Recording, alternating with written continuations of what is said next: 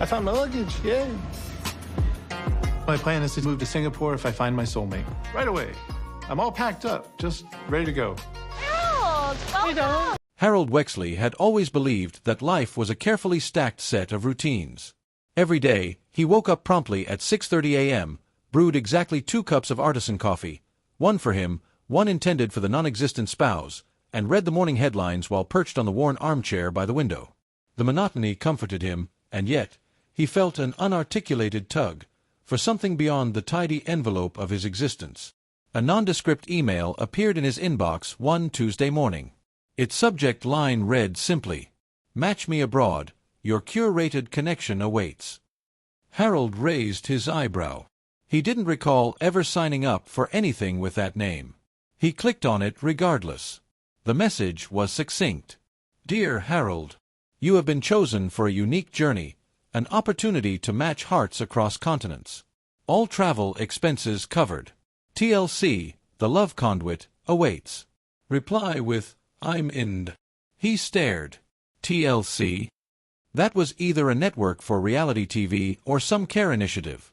There were no typos, no suspicious links, just this cryptic invitation. 2 cups of coffee into the morning already, and now this. On a whim, Harold typed back, I'm in.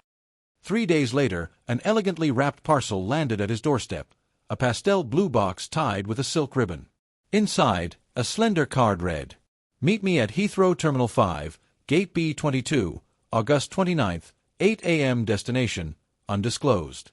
Your passport, adapters, and a suitcase are waiting. Attached were airline tickets. His heart fluttered, both in delight and trepidation. He hadn't traveled in years. Passport, where was that?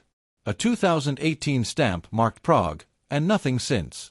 But boredom had become a close companion. Routine had cubed him.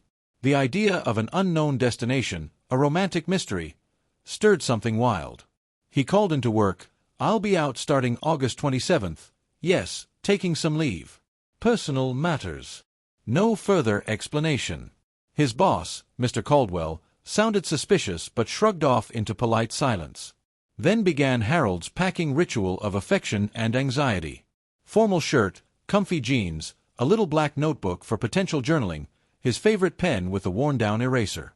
He paused before a sparkly cocktail dress, clearly not meant for him, but remembered, maybe this was more than just travel.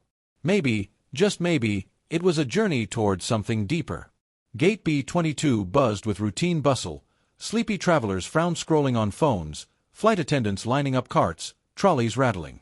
Harold felt oddly conspicuous in his modest tweed jacket. Near the gate, a tall, smiling woman in a scarf embroidered with tiny hearts stood next to a sign. She extended her gloved hand. Harold. I'm Lucy Alvarez, your guide. TLC's lead coordinator. Her voice was warm, as if sunlight had taken shape. Guide. Harold echoed. Yes. Your journey is designed not just for an escape, but for connection. We'll reveal your destination soon. When they boarded, curiosity clung to him. Lucy advised, no phone, well, use it for photos or emergencies. Best to stay present. He obeyed, slipping his charger into his suitcase. Hours later, the plane landed. Alfred stepped into an autumn-tinged landscape, gentle hills, stone cottages with moss-kissed roofs, ivy crawling along walls. The air smelled of wood smoke and early frost. He stepped off into an old-world village with cobblestone streets, like pages of a fairy tale. Lucy explained quietly, You're in Iretown, a small hamlet in Yorkshire Moors, England. Here, everyone writes letters, handwritten. That's how we match people, through letters, before seeing each other in person. Harold looked at her. Match me abroad, with letters? Lucy smiled. You'll be introduced via a written correspondence. You'll receive a letter from someone you share chemistry with, and then you'll meet. TLC orchestrates, but doesn't meddle. At the village's cozy post office, a honey-hued building with brass bell and wooden counters, Harold was handed an envelope scored with aged wax seal stamped with a golden heart. He opened it gently. The paper smelled faintly of lavender. Dear Harold, I suspect you might think this is strange. But I believe in words crossing space, creating whispers that bind souls. My name is Matilda Green. I live in the outskirts, near the heather fields. I write this hoping that we both seek something real.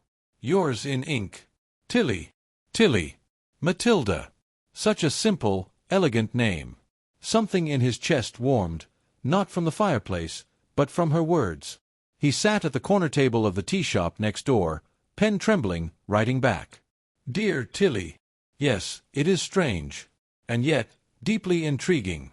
I too believe in words that carry weight. I live in a quiet suburb in England in another life. Let's see where our inked exchange leads us. Yours, Harold. He dropped the letter into an ornate postbox. Lucy winked. Over the coming days, Harold and Tilly wrote back and forth.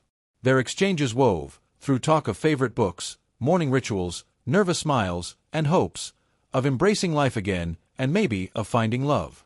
At the end of each day, Harold would pace amid the heather and watch the golden sun dip, imagining Tilly doing the same.